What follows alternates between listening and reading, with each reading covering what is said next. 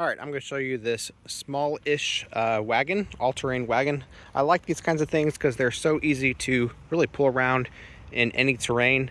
They always have a really good handle. I like this one because the handle snaps up very easily. Sometimes they have handles that just kind of lay on the ground if you drop them, but this one has a spring that makes it snap up. So that can be handy, especially if you want your handle accessible all the time for you whenever you're ready to move it around. And they always have really good wheels on them too.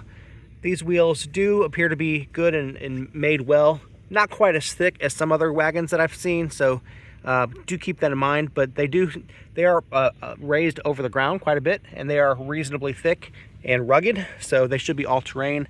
I haven't had a problem with it yet, rolling it around. One thing I do like about these two, is, of course, is they always have a plenty big wagon space. So this one here, we're going to measure.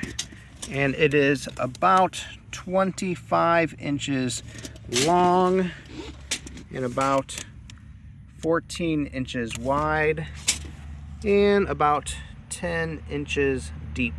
So that's how much capacity you have there to put stuff in. I've seen people carry their kids in these kinds of things too. People use these for all kinds of purposes. I like to haul things like wood, firewood, even like lawn chairs if I'm going to go out and be with people like on July 4th and that kind of thing. But yeah, they work great. Great storage capacity to them. They fold up pretty good too. In fact, this one kind of folds different than other ones that I've used. It folds more vertically rather than in a square. So that might be a good thing to note about this one is it folds a little bit different and saves space in kind of a different way. So yeah, I like these kinds of wagons. They work great.